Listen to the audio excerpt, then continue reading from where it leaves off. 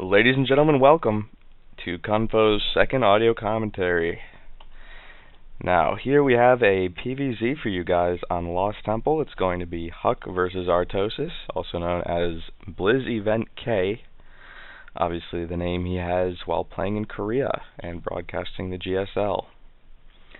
Now, I have just watched this game, so I know what's going to be coming up, and hopefully that'll leave me to be a little more knowledgeable for you guys on what to point out and what is going on in the game. So, with his 9 probe here, HuK is going to go ahead and send this out really far, and he's going to leave a pylon right here at his choke above his natural. Now, instantly, what that should say to you is HuK is going to be expanding, but the way he does it in this game is actually quite interesting, and is kind of the reason I chose this game to show to you guys for my second commentary here. Now, Artosis missing the scout, his first scout here with his overlord. And I don't think he sees the probe. Yeah, they don't see each other there, so they're going to have to keep scouting. Of course, just pumping drones here. Now, HuK is apparently not going to be going for a 2-gate, forward 2-gate here, because we can see him using his chrono boost on his Nexus. So really, he's going for an early economic opening here. So we can expect him to throw down an early expansion. The question is, how early is that going to be? So we see a spawning pool before hatch here for Artosis, very safe build. Probably worried about that 4-gate that's been so popular for Protosses against Zerg lately. I'll have to be doing another commentary on that soon. And whoa, HuK don't want to be losing that probe so fast like that. Good to get out of there. He's going to go ahead and block this hatchery that I'm assuming Artosis wants to put down with his probe. Oh, that is annoying for a Zerg player, I'll tell you. And a fast Nexus down on 15. Now, this had me worried because this is quite a risky build to do, especially when your opponent goes for a spawning pool before his hatchery. So he's going to be going ahead and blocking off as much of this choke as he can. See, he's already rallying it right there. He has a plan for this build. He knows that on his first Zealot, he's going to put it right there, create a full block on this choke, and try to make this expansion as safe as possible. Now, luckily, he hasn't been scouted quite yet. All Artosis sees is these 2 gateways building. Not quite seen the early Nexus yet. And just to show you here, still hasn't gotten vision of that. Now he does. Just now putting down his expansion. Although with that late scout on his expansion, he really does not have enough to try to really exploit the fact that HuK went for such a fast Nexus. HuK already getting a forge out. Get some cannons out to just try to keep this base safe. Now, one thing I do not like about this fast Nexus build, let's take a look at the harvester count. See, now, HuK has a second Nexus out with only 18 harvesters. Now remember, max saturation for a mineral line is 24 probes, or drones or SCVs, but having only 20 probes in total, it's really not clear why this Nexus needs to be up so early. I mean, it's almost identical to what you'd be taking in on one base. Obviously, be getting a little more sources early, but I think he could have done well to delay this just a little bit and keep this choke a little bit safer.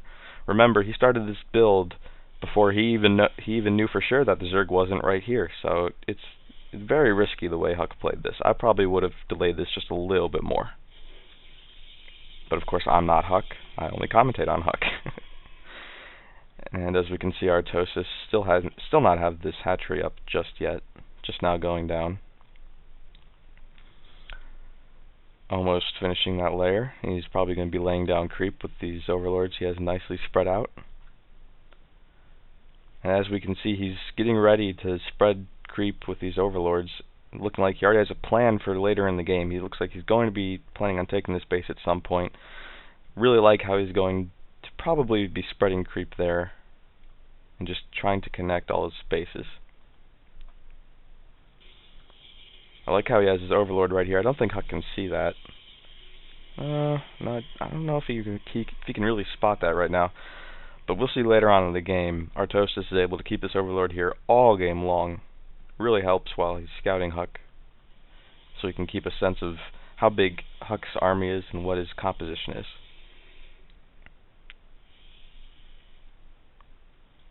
Now we see a Spire going down for Artosis. Mutalisks should really be expected on a map like this, especially at cross positions, because map control is going to be playing a big factor in this game, especially as we will see Artosis is going to be spreading, to take this base and this base. He wants to have that map control with his Mutalisks. And HuK's base is actually very vulnerable here. No cannons in the back. I don't think he has a lot to go against air. I don't think he has any Stalkers out right now, actually. Only 3 Zealots. So he is very susceptible at this point against Mutalisk Harass. So let's see what he's going to do to be countering that. He's getting a Robo facility out. I don't think he even knows about the Spire yet, considering what he's building. Probably going to be pumping out an Observer right out of... Yes, he does. So I guess he knows he doesn't know anything, and he's going to be pumping out an Observer to see what tech path the Zerg is going. But if I were HuK on this map in this spawn point, I would be expecting Mutalisks, to be honest. So here we go, just upgrading attack. Adding a couple gateways, always good to do when you have an expansion up early. Always good to exploit the Protoss advantage of production with warp gates. I would actually prefer a few more gateways. 5 is really not optimal for 2 base. It's always good to have a nice chunk of units so you can go out of your base, you can kill these rocks, you can be safe in the mid game, and you can really try to battle or establish map control for yourself. But he really doesn't have the units to do that right just quite yet. And we see Mutalisks out right now for Artosis already. And HuK spots this. Let's see what he's going to be doing to counter it. He's just adding on Stalkers and Sentries here. Muta Harass starts. They're just picking off a few drones here, but we're going to see the main strength of this Mutalisk Harass is not to pick off drones. Although he already has, 1 on that one, 2 on that one, about 5 or 6 drones picked off without losing a Mutalisk. But the main strength is not not drones, probes. Is not the probes that are killed, but keeping HuK trapped in his base. He is going to be cornered in his base for a good chunk of this game, giving up map control to the Zerg just because he went Mutalisks. And let's go ahead and pause right now. This is the point in the game where HuK really had to make a decision. He decided to go for Twilight Council, and he's going to be going for Blink for his Stalkers. I don't agree with this.